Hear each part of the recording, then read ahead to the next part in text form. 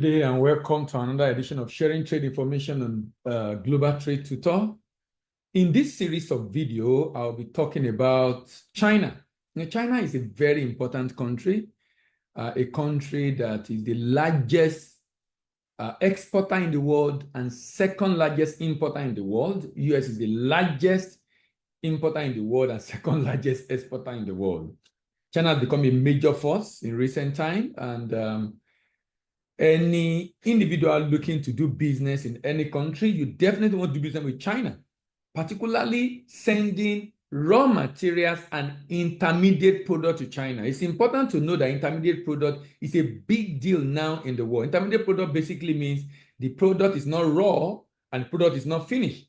And China, being an industrial nation, highly industrialized nation, purchase a lot of these kind of products, particularly primary raw materials and intermediate product, because all these help them to be able to create jobs for their people. As a matter of fact, I'm aware there are some products you can't export finished to China. Why? Because it must be processed in China. Now, these are the kind of policy that China have in mind, or China have put in place to be able to ensure that its country is not a dumping ground, but rather its country, so is the import of China is deliberately targeted to be able to attract raw materials required for manufacturing and intermediate product required for production within the country. In fact, sometimes governments set up a trading company and government fund those trading companies, and those trading companies purchase these raw materials and stockpile them so that when organizations, manufacturing companies, factories need them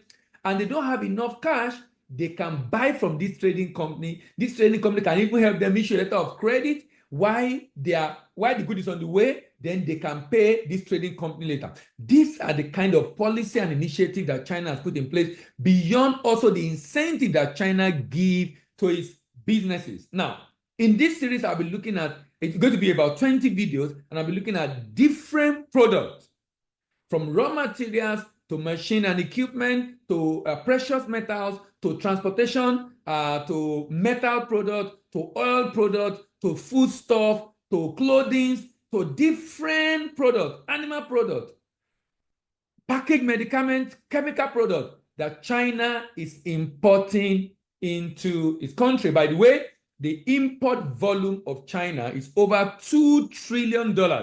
Global trade is just about 24, $25 trillion. And China alone is taking up over $2 trillion. That tells you the level of dependence of the global economy on China. So let's go. The next product on my list that China imports is called transport vehicles. Transport vehicles. China is spending $86.8 billion to import different kinds of transport vehicles.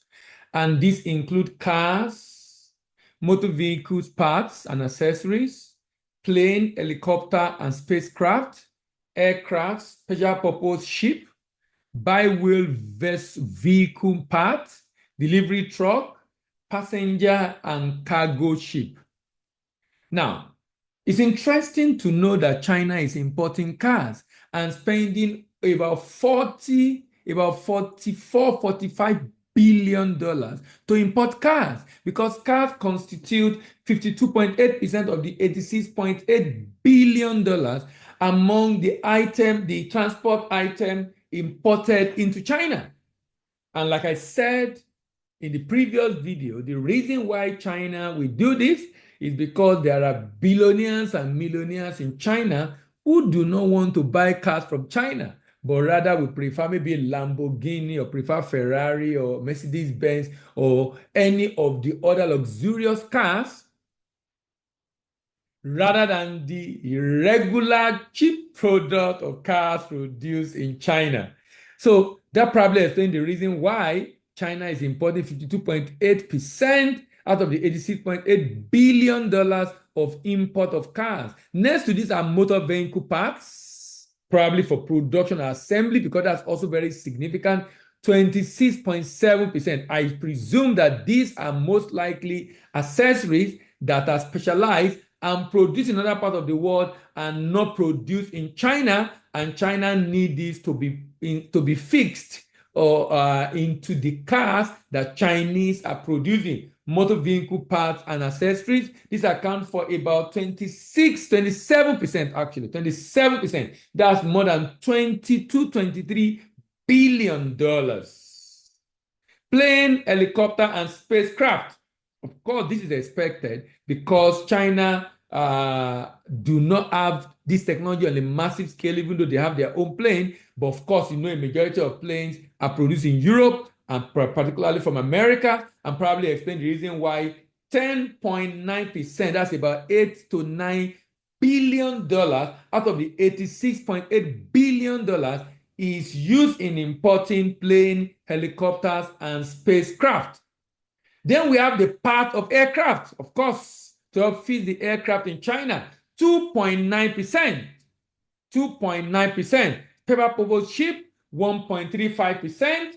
Bi-wheel vehicle part, 1%. And then, of course, passenger cargo ship, 0.83%.